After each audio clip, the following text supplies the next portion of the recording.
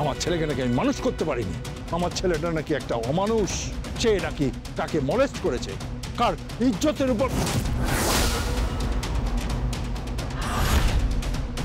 Whatever, কিচ্ছু বেশি অপমান বদনাম আমি আপনার মেয়েকে সারা জায়গায় করে ছাড়ব। এমন অবস্থা করব না যে কারো কাছে কোনোদিনও মুখ দেখাতে পারবে না, এমনকি ঘরে আয়নার সামনে নিজের মুখটাও দেখতে পারবে না। মাথা ঠান্ডা করুন, মাথা ঠান্ডা করুন। যতক্ষণ ধীমান সেনের ঘড়ির কাঁটাটা 12টা থেকে ঠিক 2টোয় ঘুরে আসবে ততক্ষণে কেসটা মিটে যাবে আর কি। কেসটা আমার মনে হয় ডিসমিস হয়ে যাবে, আর কৃপান সমস্ত চার্জ থেকে মুক্ত হবে, আর বেকসুর খালাসও পাবে। আর আপনার অবস্থা কি হবে জানেন? আপনার কোমরে দড়ি পরিয়ে টেনে হেঁচড়াতে পুলিশ নিয়ে যাবে প্রিজন ভ্যান করে, বুঝতে পারলেন? আর আমি বলছি ওখানে প্রেস ঘিরে নেবে আপনাকে। এই ছবি আমি পেপারের ফ্রন্ট পেজে দেখতে চাই। কালকে খবরের কাগজে হেডলাইন্সে থাকবেন আপনি। মিস্টার ইনস্টিটিউশন, বারে বারে ঘুঘু তুমি খেয়ে যাও ধান, এবার আমার খেলাটা দেখুন। একা পড়ে গেছেন অভিমন্যু, একা পড়ে গেছে। এখন আর পাশে অ্যাডভোকেট গীতা LLB নেই। So your game is over. চলো। দাঁড়ান, একটা কথা ভুলে যাবেন না, আমার নামে চার্জশিট ফ্রেম হলেও আমি একটা লয়ার, আমি অ্যাডভোকেট। এই শহরের আমি সবচেয়ে নামি লয়ার। আমি না আইনটা গুলে খেয়েছি ভজন মিত্র, ধীমান সেন, কিরণ কান্তি, মিস্টার ঘোষাল, আমি আপনাদের সকলকে আমি চ্যালেঞ্জ করছি, কিচ্ছু করতে পারবেন না আপনারা। ও যতই এভিডেন্স আনুন না কেন, কিচ্ছু করতে পারবেন না আপনারা।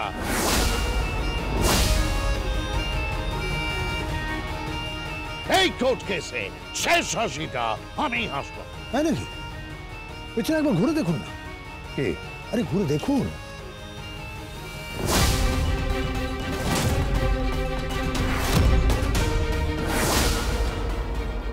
অম্লান বাবু, ইনি হলেন আমাদের শেষ অস্ত্র, এবং এই অস্ত্র দিয়েই আমি আপনাকে বধ করব। আসুন অমলান বাবু, চল।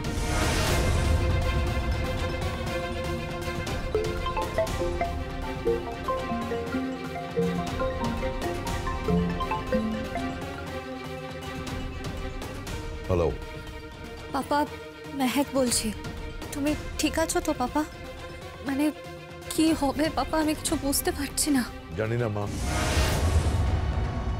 এই মাত্র ওই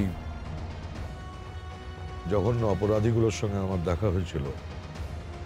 ওই জঘন্য লোকগুলো, ভজন, কিরণ কান্তি, ধীমান, মিস চ্যাটার্জি, ওরা যেটা বলে গেল ঠিকই বলে গেল। অভিমন্যুকে ঘিরে ধরেছে সপ্তরথী। অভিমন্যু আটকা পড়ে গেছে চক্রব্যূহতে, ভেসে গেছে অভিমন্যু। এই অবস্থায় একজনই হয়তো বাঁচাতে পারত, কিন্তু সে তো পাশে নেই। আপনি কার কথা বলছেন স্যার? এইসব অপরাধীদের ত্রাস অ্যাডভোকেট গীতা LLB।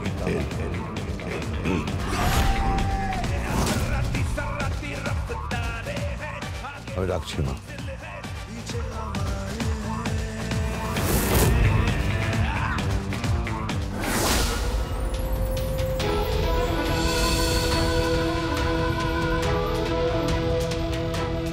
গীতা, গীতা তুমি শুনতে পাচ্ছ? গীতা তুমি শুনতে পাচ্ছ? গীতা, গীতা তুমি শুনতে পাচ্ছ? গীতা, গীতা আজকে কি তারিখ জানো? আজকে 11th ফেব্রুয়ারি, আজকে অগ্নিজিৎ মুখার্জির কেসটা কোর্টে উঠছে। গীতা, গীতা তুমি শুনতে পাচ্ছ?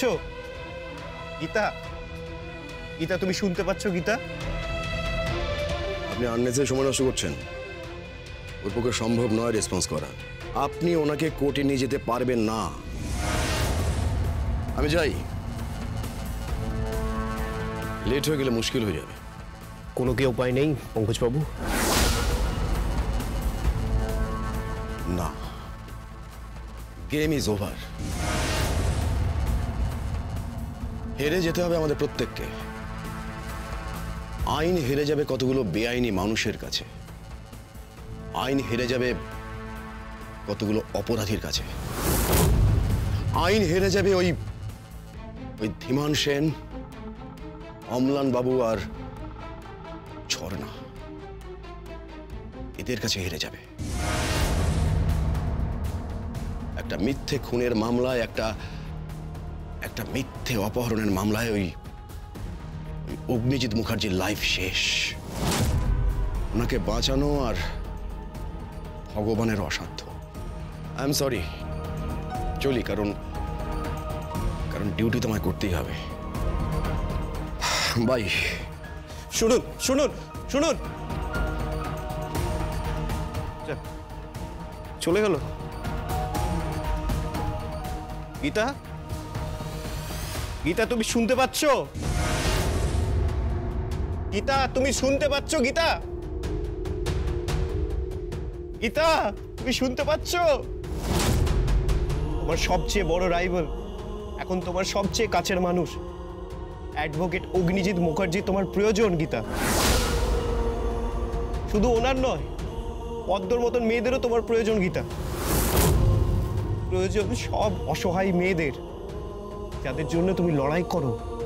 গীতা তুমি শুনতে পাচ্ছ? আজকে যদি তুমি কোর্টে হেরে যাও না, তাহলে তুমি কোনোদিনও কোর্টে মাথা তুলে দাঁড়াতে পারবে না, কোনোদিনও না। Gita, Gita please look at me. Gita, Gita, are you listening? Gita, Gita please কথা বলো না। গীতা প্লিজ। আপনি অযথা সময় নষ্ট করবেন না, ওনাকে তো একা ছেড়ে দিন। আরে উনি অসুস্থ, একটা hospital. Please please. I'm sorry.